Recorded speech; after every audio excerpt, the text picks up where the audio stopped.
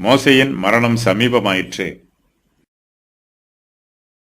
பின்பு கர்த்தர் மோசேயை நோக்கி, நீ இந்த அபாரீம் மலையில் ஏறி நான் இஸ்ரவேல் புத்திரருக்கு கொடுத்த தேசத்தை பார். நீ அதை பார்த்த பின்பு உன் சகோதரனாகிய ஆரோன் சேர்க்கப்பட்டது போல நீயும் உன் ஜனத்தாரிடத்தில் சேர்க்கப்படுவாய். சபையார் வாக்குவாதம் பண்ணின சீன் வனாந்திரத்தில் தண்ணீருக்கடுத்த விஷயத்தில் அவர்கள் கண்களுக்கு முன்பாக என்னை பரிசுத்தம் பண்ண வேண்டிய நீங்கள் என் கட்டளையை மீறினீர்களே என்றார். இது சீன் வனாந்திரத்தில் காதேஸ் ஊர் அருகே உண்டான மேரிபாவின் தண்ணீருக்கடுத்த காரியமே. மோசே செய்த தப்பிதத்தை கர்த்தர் அவருக்கு எடுத்துச் சொல்லுகிறார். அவர் சீன் வனாந்திரத்திலே காதேஸ் ஊர் அருகே கர்த்தருடைய கட்டளையின் பிரகாரம் கன்மலையை பார்த்து பேசாமல் அந்த கன்மலையை 2 தரம் அடித்தார். மோசேயும் ஆரோனும் கர்த்தருடைய வார்த்தைக்கு கீழ்ப்படியாமல் போனதினால் அவர்கள் 2 பேரும் கானான் தேசத்தில் பிரவேசிக்க மாட்டார்கள் என்று கர்த்தர் சொல்லிவிடுகிறார்.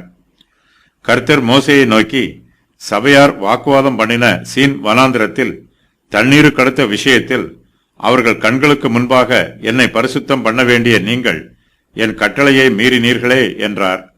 இது சீன் வனாந்திரத்தில் காதேஸ் ஊர் அருகே உண்டான மேரிபாவின் தண்ணீருக்கடுத்த காரியமே என்று சொல்லுகிறார். மோசே இப்போது முதிர் வயதில் இருக்கிறார். அவருக்கு சீக்கிரத்தில் மரணம் சம்பவிக்கப் போகிறது. கர்த்தர் மோசேயின் மரணத்தை அவருக்கு முன் அறிவிக்கிறார். மோசே மேரிபாவின் தண்ணீருக்கடுத்த காரியத்தில் கர்த்தருடைய கட்டளையை மீறினார். ஆனாலும் கர்த்தர் மோசேயை விட்டு விலகிவிடவில்லை. அவருடைய மரணம் சமீபத்தில் வரப்போகிறது என்பதை கர்த்தர் அவருக்கு முன் அறிவிக்கிறார். கர்த்தர் மோசேயை நோக்கி, உன் சகோதரனாகிய ஆரோன் சேர்க்கப்பட்டது போல நீயும் உன் ஜனத்தாரிடத்தில் சேர்க்கப்படுவாய் என்று சொல்லுகிறார். கர்த்தர் மோசேயினிடத்தில் அவருக்கு வரப்போகிற மரணத்தை பற்றி சொன்ன பின்பு அவர் தம்முடைய கட்டளையை மீறி தமக்கு விரோதமாக பாவம் செய்ததையும் எடுத்துச் சொல்லுகிறார்.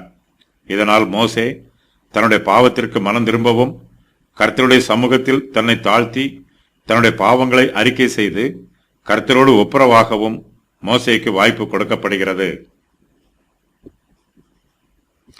மோசே சீக்கிரத்தில் மரிக்கப் போகிறார். அவர் கானான் தேசத்திற்குள் பிரவேசிக்க மாட்டார் என்று ஏற்கனவே கர்த்தர் சொல்லிவிட்டார். மோசே வாக்குத்தத்த தேசத்திற்குள் பிரவேசிக்காவிட்டாலும் அந்த தேசத்தை மோசே தன் கண்களால் பார்க்க வேண்டும் என்பது கர்த்தருடைய சித்தமாயிருக்கிறது. கர்த்தர் மோசேயை நோக்கி, நீ இந்த அபாரீம் மலையில் ஏறி நான் இஸ்ரவேல் புத்திரருக்கு கொடுத்த தேசத்தை பார். நீ அதை பார்த்த பின்பு உன் சகோதரனாகி ஆரோன் சேர்க்கப்பட்டது போல நீயும் உன் ஜனத்தாரிடத்தில் சேர்க்கப்படுவாய் என்று சொல்லுகிறார். மோசே வாக்குத்தத்த தேசத்திற்கு முன்பாக நிற்கிறார். ஆனால் மோசேயினுடைய பாவத்தின் நிமித்தமாக அந்த தேசத்திற்குள் பிரவேசிப்பதற்கு மோசேக்கு அனுமதி மறுக்கப்பட்டிருக்கிறது. இப்பொழுது மோசே மரணம் அடையும் நிலைக்கு வந்து விடுகிறார். அதற்கு ஆயத்தமாக கர்த்தர் மோசேயை அபாரீம் மலைக்கு ஏறி வருமாறு கூறுகிறார்.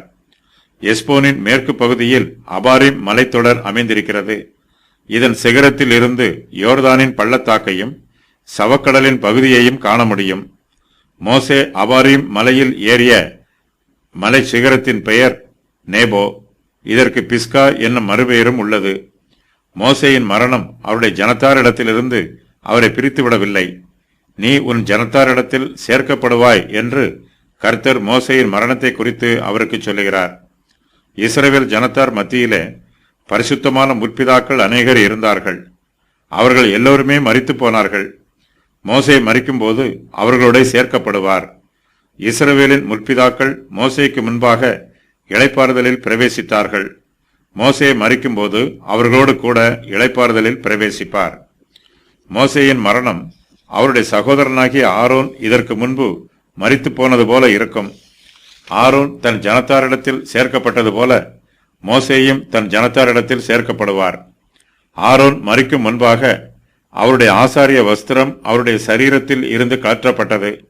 அந்த சம்பவத்தை ஆரோன் சந்தோஷமாக பார்த்து கொண்டிருந்தார். ஆரோன் மரிக்கும்போது அவருடைய ஆசாரியத்துவ ஊழியம் முதலாவதாக அவரை விட்டு எடுத்துக்கொள்ளப்படுகிறது. அதன் பின்பு அவருடைய சரீரம் மரித்து போகிறது. ஆரோன் தன் சரீர மரணத்தை பார்த்து பயப்படவில்லை. மோசேயும் அதுபோல பயப்படாது இருக்க வேண்டும். தான் மரிக்கும்போது தன்னுடைய ஜனத்தாரோட சேர்க்கப்படுகிறோம் என்னும் எண்ணமே மோசேயின் மனதில் ஏற்பட வேண்டும்.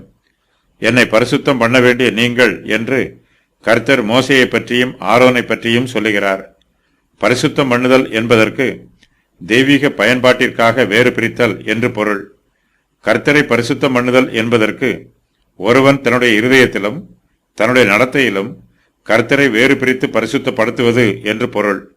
மேலும் பயபக்தியோடு அவருக்கு கீழ்ப்படிதல் என்றும் இதற்கு பொருள் கூறலாம்.